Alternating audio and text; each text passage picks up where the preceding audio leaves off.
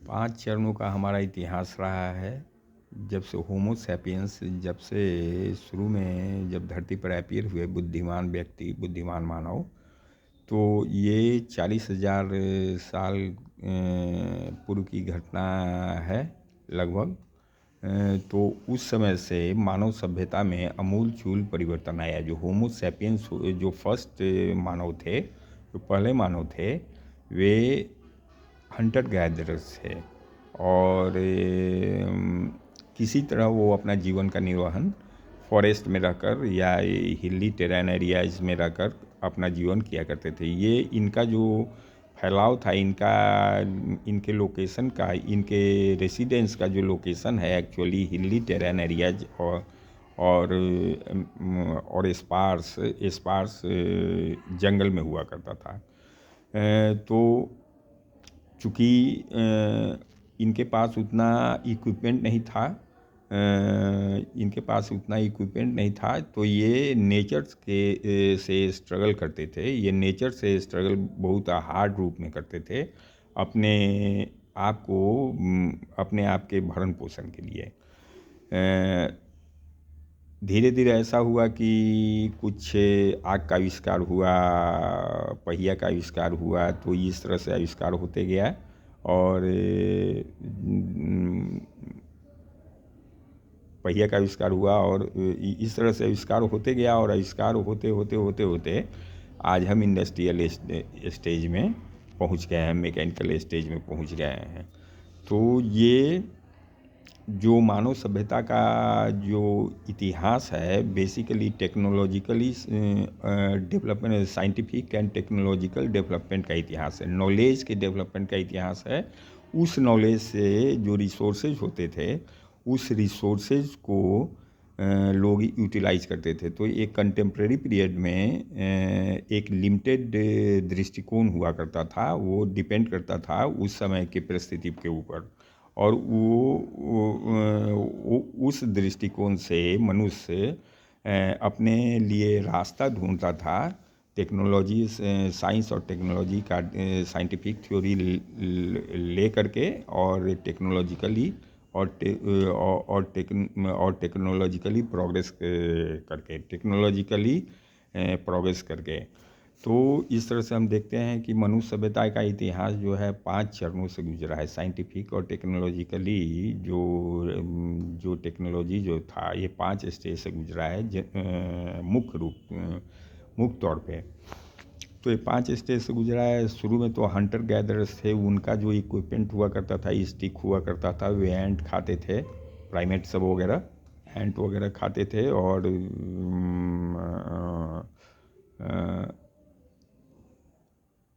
उनके रिक्रिएशन का जो फैसिलिटी होता था वो नेचर ही हुआ करता, वे नेचर के गोद में पले हुए रहते थे। तो ये हिली टेरेन एरियाज में जनरली वे इस तरह का सभ्यता, इस तरह की संस्कृति आज भी पाई जाती है, उस समय पाया जाता था। उसके बाद नोमैडिज्म एंड पैस्टोरलिज्म आया। नोमैडिज्म कहने का मतलब है कि घूमने वाला, मतलब घुमक्कर, एक जगह रुकने वाला नहीं, ये घुमक्कर जिंदगी, घुमक्कर और नोमैड, पैस्टोरलिज्म मतलब कि घुमक्कर जिंदगी हुआ करता था। तो सबसे पहले क्या हुआ कि जो मानव थे वे एनिमल को टेम्प्ट करना सीखे, जैसे कि गॉट, सीप, काऊ, ये सब का, एलिफेंट, हॉर्स, ये सब को टेम्प्ट करना सीखे। जो जिस तरह के इन्वायरमेंट में रहता था उसी, और जो जिस तरह के इकोलॉजिकल सिचुएशन में रहता था, तो वहाँ पर जो एनिमल या पशु पक्षी जो पाए जाते थे उसको टेम करके सबसे पहले टेम करना सीखे उसमें। और जो बेकार का जो एनिमल हुआ करता था उसको वे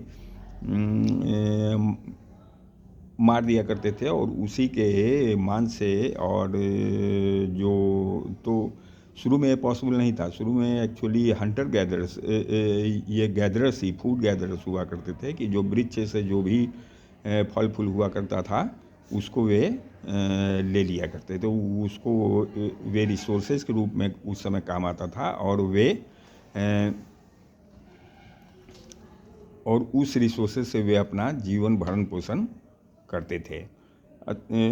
उसके बाद क्या हुआ कि एनिमल को टेम करने लगे। एनिमल को टेम करते करते ऐसा हुआ कि वे नोमैड हो गए। वे नोमैड हो गए। एक जगह चारागाह जब हटता था तो दूसरे जगह उनको जाना पड़ता था एनिमल के कारण। एक जगह का रिसोर्सेज जब समाप्त हुआ करता था तो दूसरे जगह वे जाते थे। ये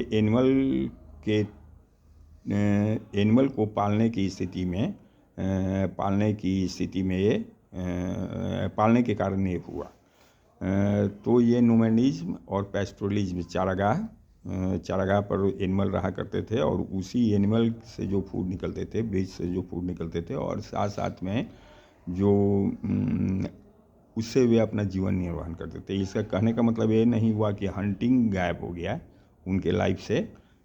हंटिंग रहा, एक फेज दूसरे फेज के साथ साथ भी चला। कहने का मतलब ये है।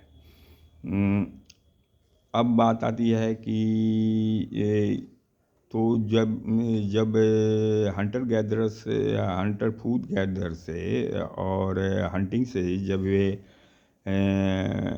बाहर निकले, मीन्स कि पैस्टोरलिज्म और नोमैडिज्म में है, तो उनका जो फैलाव था, एक्सपेंशन का फैलाव था, वर्ल्ड के उस एरिया में हुआ जहाँ पर कि चारागाह प्रचुर मात्रा में पाया जाता था। तो चारागाह पाया जाता था तो चारागाह एक्चुअली उस समय चारागाह लगाते नहीं थे, चारागाह नेचुरली अवेलेबल था।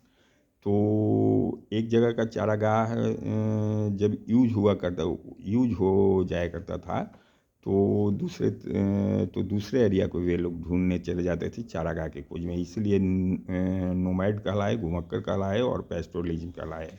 तो उनके जीवन का जो बेस था, उनके मतलब रिसोर्सेज जो थे, उनको वे एनिमल और चारागाह हुआ करते थे। साथ साथ में शिफ्टिंग कल्टीवेशन का भी वे विकास कर लिए। स्लैश एंड बर्न जंगल को जला देते थे और उसमें वे जो नेचुरली जो अवेलेबल जो सीड्स हुआ करता था वो अपने आप हो जाया करता था। तो इस तरह से ये भी प्रथा वे लोग अपनाए। आगे है कि आगे फिर उसके बाद क्या हुआ कि धीरे धीरे वे नदी के किनारे बसने लगे।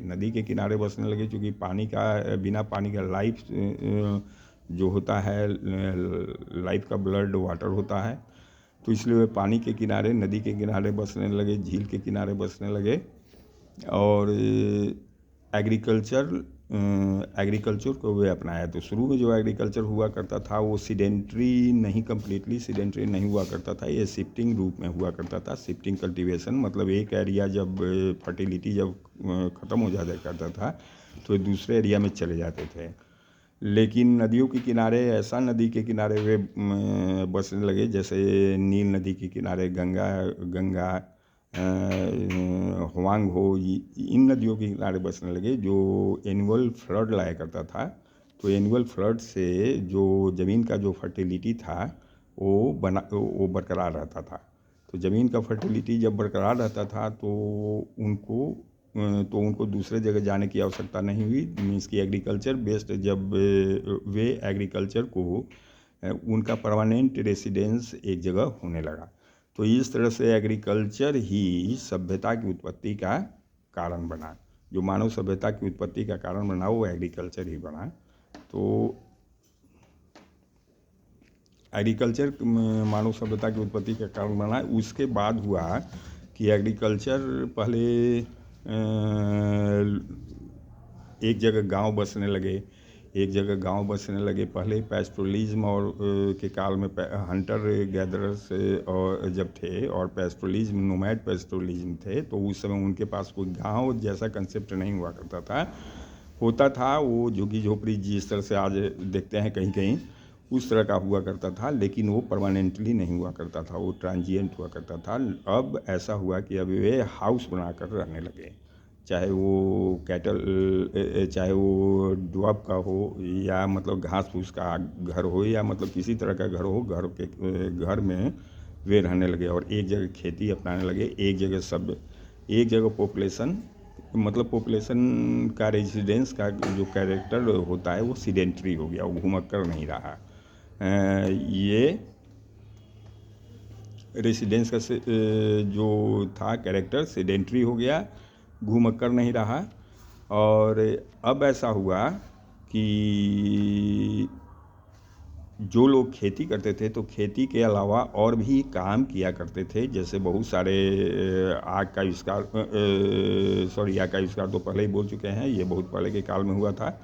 पहिया का आविष्कार हुआ, उसके बाद बहुत सारे ऐसे छोटे स्केल पे आविष्कार हुए जिस आविष्कार के कारण इनके पास मतलब आर्टिफैक्ट्स और चाहे एम्यूजमेंट के लिए, रिक्रिएशन के लिए या दैनिक जीवन में प्रयोग के लिए आर्टिफैक्ट्स बनाना ये शुरू किए। तो उसके लिए तो धीरे धीरे जो एग्रीकल्चर जो लेबर था, एग्रीकल्चर पॉपुलेशन डिवाइडेड होने लगा क्राफ्ट के अनुसार। तो क्राफ्ट के अनुसार डिवाइडेड होने लगा, आर्टिसंस होने लगे, और आर्टिसन में भी अनेक तरह के आर्टिसन होते थे। तो कुछ लकड़ी का काम करते थे, कुछ लोहा बनाने का काम करते थे, कुछ पहिया बनाने का, मतलब इस तरह से। तो ये जो हुआ, ये जो डाइवर्सिफिकेशन हुआ, ये डिवीज़न जो हुई इंटरनल जो पॉपुलेशन के बीच हुआ, एग्रीकल्चर पॉपुलेशन के बीच हुआ, तो और डिफरेंट ऑब्जेक्ट्स जो सामने आया, तो डिफरेंट ऑब्जेक्ट्स के बीच उनमें आपस में व्यापार होने लगा, आपस में ही लेन देन होने लगा, आपस में लेन देन होने लगा, छोटे स्केल पे होने लगा। और उस समय का लेन देन बार्टर सिस्टम हुआ करता था। तो धीरे धीरे ऐसा हुआ कि एग्रीकल्चर डेवलपमेंट हुआ और लेबर और सरप्लस प्रोडक्शन होने लगा, और तो सरप्लस प्रोडक्शन जो होता था वो फैमाइन के टाइम में काम आता था। और लोगों का अपना एक कंसेप्ट हुआ, एक असेंबली होने लगा, विलेज असेंबली होने लगा, मतलब कि इस तरह से डेवलपमेंट विलेज का होने लगा। विलेज के अंदर एक स्ट्रक्चर हो गया, एक प्रोसेस हो गया, एक प्रोसीड्यूर हो गया, जिसके अंतर्गत लाइफ कैरी ऑन होने लगा, लाइफ का कैरी ऑन होने लगा, कैरी ऑन होने लगा। आगे लेकिन ये जो सरप्लस जो था, ये सरप्लस लोगों में एक्सचेंज की प्रवृत्ति को बढ़ावा, ये एक्सचेंज की प्रवृत्ति को बढ़ाया। और ये शुरू में एक्सचेंज बार्टर के द्वारा होता था। तो इवन ये बहुत समय तक लोकली इसका कैरेक्टर लोकल एक्सचेंज के रूप में हुआ करता था। लोकल मार्केट ही लगा करते थे, एक लोकल एक्सचेंज के रूप में हुआ करता था। लोकल एक्सचेंज सेंटर एक तरह से था। लेकिन ये जो लोकलाइजेशन था, ये लोकलाइजेशन फिर बढ़ने लगा। ट्रेड फ्लॉरिश किया, सरप्लस जब होने लगा तो एक गांव से दूसरे गांव में, एक गांव जो नहीं उपजाता था, कोई चीज़ को नहीं बनाता था, वो दूसरे गांव से एक्सचेंज हुआ करता था, तो विलेज फेयर भी लगने लगा। तो इस तरह का ट्रेड बढ़ा। कहने का मतलब है कि सरप्लस प्रोडक्शन जब हुआ तो ट्रेड बढ़ा, तो ट्रेड और कॉमर्स का युग आया। ट्रेड और कॉमर्स युग आने से ये पहले रिवर के द्वारा हुआ करता था, रोड बहुत लिमिटेड वे में थे। जब पॉलिटिकल यूनिफिकेशन किसी एरिया का हुआ, एक मतलब चाहे छोटे स्केल पे चाहे बड़े स्केल पे, तब उस समय रोड का व्यवस्था इम्पेयर सब कर दिया करता था। तो रोड और रिवर सिस्टम से ये लोग अपना व्यापार करने लगे और दूर दूर तक के व्यापार होने लगा। पहले तो इंटर रीजनल था, पहले तो इंटर